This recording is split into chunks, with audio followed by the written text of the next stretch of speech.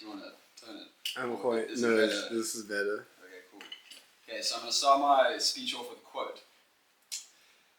And the quote is, "Let's just say I was testing the bounds of reality. I was curious to see what would happen." That's all it was. Just curiosity. So the man who said that quote goes by two nicknames. One, the Lizard King, and two, Mr. Mojo Rising. Now I want to ask, does anyone know who this person is? I know the Lizard King. I'll give you guys a clue. He was a rock star, and he died at the age of 27. I want to say Jim Morrison. There we go. Congrats. So, Jim Morrison, that's correct. And yeah, so I got into the Doors this year specifically over the last couple months, and it was because of my best friends actually. And funny enough, the man sitting right there was probably one of the biggest inspirations, Clarky. That's why I brought him here tonight. But yeah, the music of the Doors is very good, but what actually drew me in was this character of Jim Morrison. And it prompted me to dig a bit deeper, and I ended up reading one of the many biographies written about him. And when I finished, I decided to write something, and that's what I'll be sharing with you today. So here goes. Jim Morrison wasn't just a rock star. He was something else, something bigger.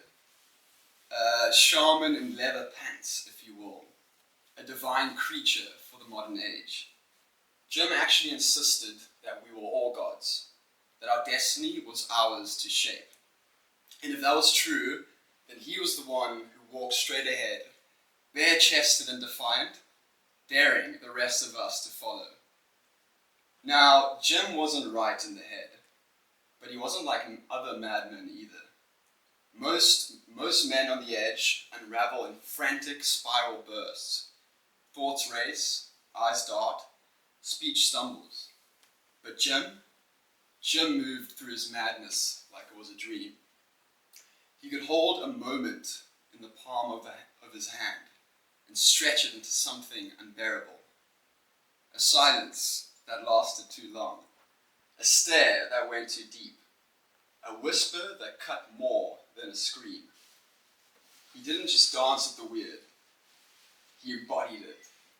He lived it. Became it. He was a legend in the making long before he broke on through to the other side. His death just sealed the deal, wrapping him in the same mystery that swallowed all the others who burned too bright. Just like Hendrix, Van Gogh, or Icarus. The kind of men who felt too much, lived too intensely, and paid the price. Liking Jim wasn't easy. Understanding him was near impossible. To see him, rarely see him, meant looking at the world differently. It meant choosing the raw, ugly truth over an uncomfortable lie. "It's okay," he said. "I like it here. It hurts, and it's hell, but it's real. A hell lot more real than the trip I see you guys on. But you can only straddle the line between life and death for so long."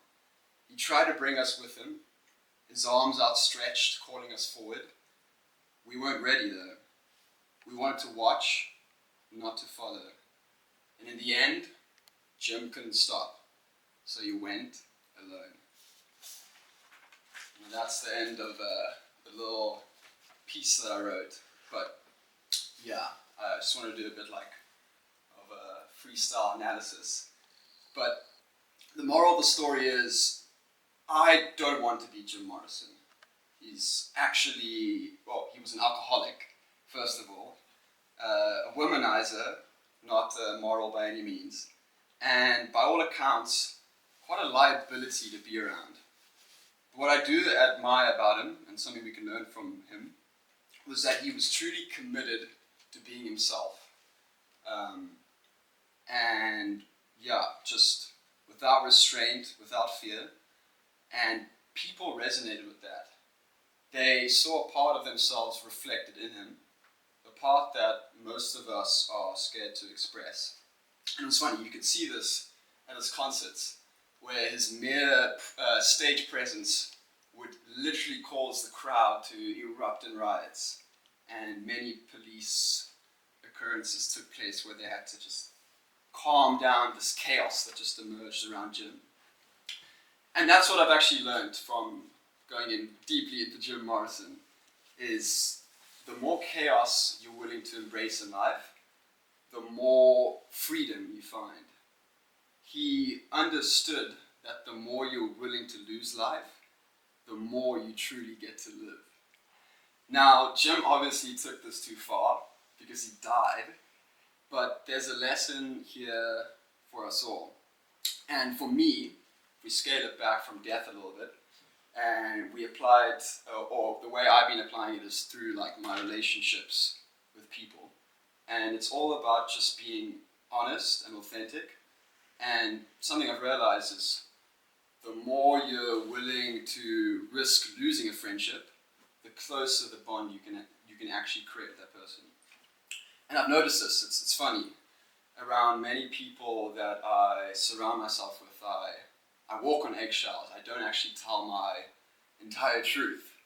And the more I've started integrating these raw pockets of honesty, the more nuggets of freedom that come about as a result. Because what I've realized is, at the end of the day, people actually want the truth, whether you know it or not. And if your truth offends them, then maybe that's actually a good thing. Thank you. Whoa.